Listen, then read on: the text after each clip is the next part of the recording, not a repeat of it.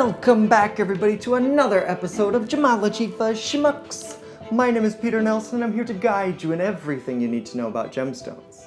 In a previous episode, I described what jade was and what jade wasn't, and I said that I would tell you the story of why jade became such an important thing in early societies, particularly in China. I am fulfilling that promise now.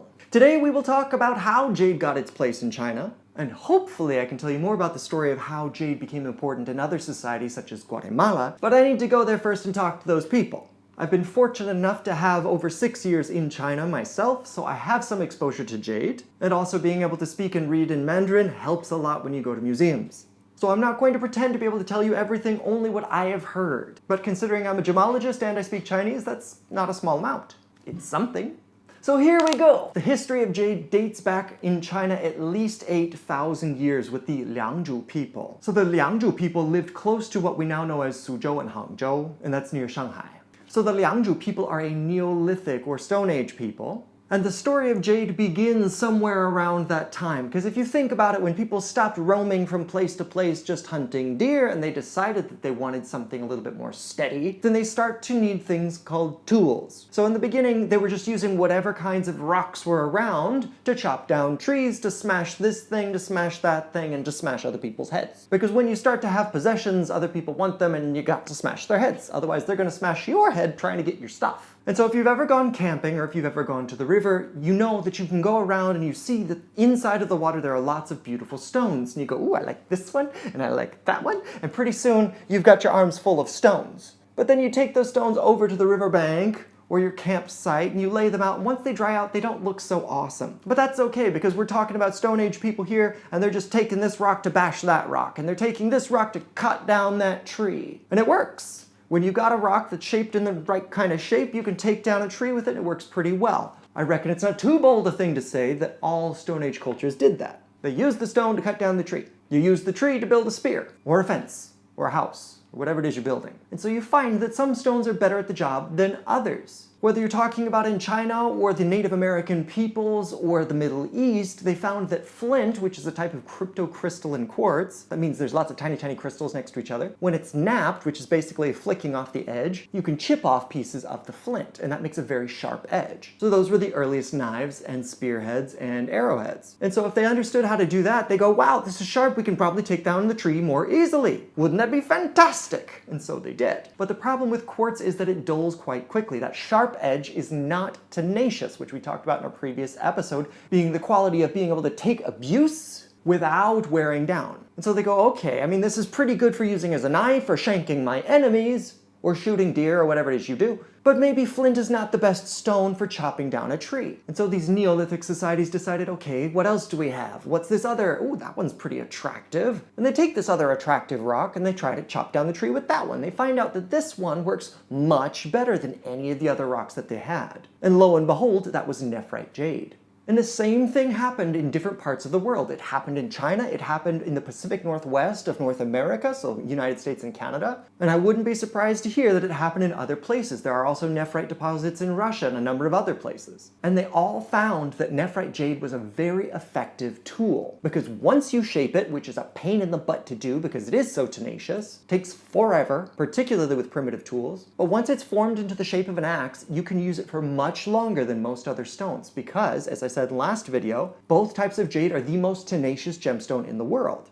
And that's because of their interlocking fibrous structure, at least with the case of nephrite. With jadeite, they're just tiny crystals, but it's also less tenacious than nephrite. So the beginning of the jade story starts as a useful tool, and then as society develops, again, we're talking about Stone Age people, they're building things, life gets a little bit more steady because of our wonderful tool, and then it transitioned from being just a tool to being a symbol of power, because whoever has the best tools builds the coolest stuff. So it became a social instrument. They found that the Liangzhu culture, in their burial graves, a lot like the Vikings were doing, they were buried with their coolest stuff.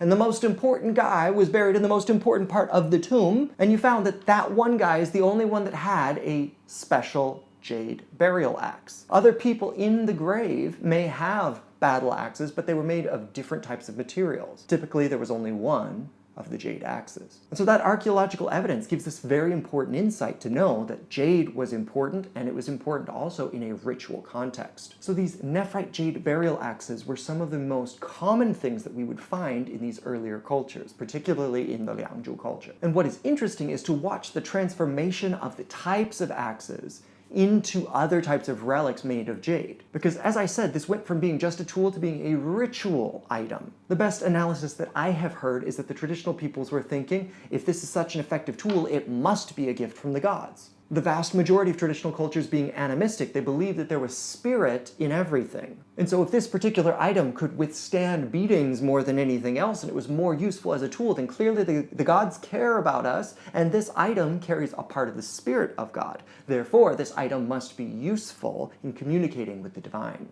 So we find many of these jade items being found inside of burial sites and associated with important people in the tribe. In fact, if you look even at Chinese writing, which has a very long history, one of the oldest forms of the word father, a very important primordial word that we still use today in Mandarin, the old way of writing it actually depicts a tribal elder carrying the jade axe. And you have to keep in mind that Chinese characters are basically pictures. When you see the character, you know what it means, but you don't necessarily know how to say it, which is why you can have this one word and be used in all these different Chinese languages. When they speak to each other, they can't understand, but if they write, they can understand each other. So think about that. A word as fundamental as father was written with one of these jade axes. And there are a vast variety of ritual items that you will find in graves, especially as history starts to move forward. There are different tablets that were inscribed with words and different images, types of sacred beasts, things like this, that are all related to their earlier religions. And some of those things are still passed down in Chinese religion today.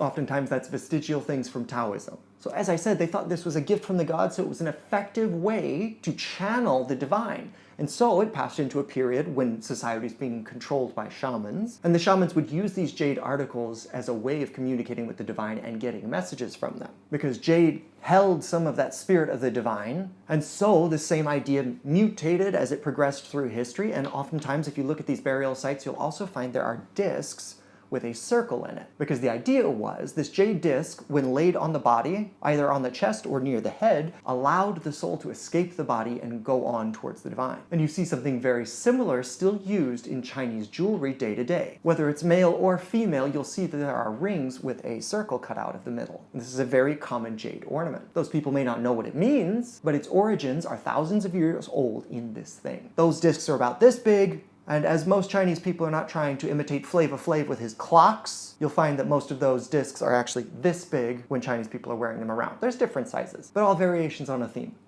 And so the next step in our story is when it goes from being purely a ritual tool to being something that other people of power and moneyed persons want to get a hold of. And so jade becomes more of a symbol of who has wealth. Those that are wealthy are buried with these jade ornaments, sometimes carved in the shapes of pigs.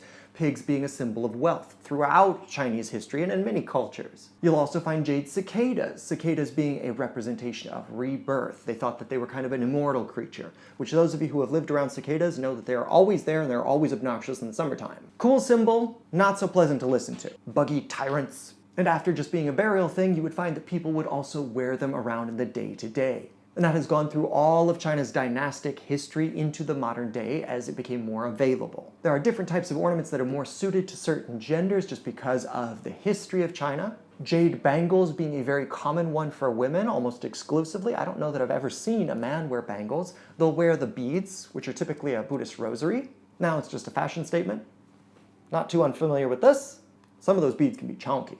And other super common uses of jade are as pendants. Now, thanks to a lot of creative artists in China, there are new ways of using jade, and let me tell you, you ain't seen nothing yet. Next to no one in the United States has seen the quality of jade that's running around in China. And so I hope in the days ahead that I will be able to show you something that's worth seeing. Even the more common varieties of jade are still attractive, but as the Thai say, let not the firefly try and compete with the moon.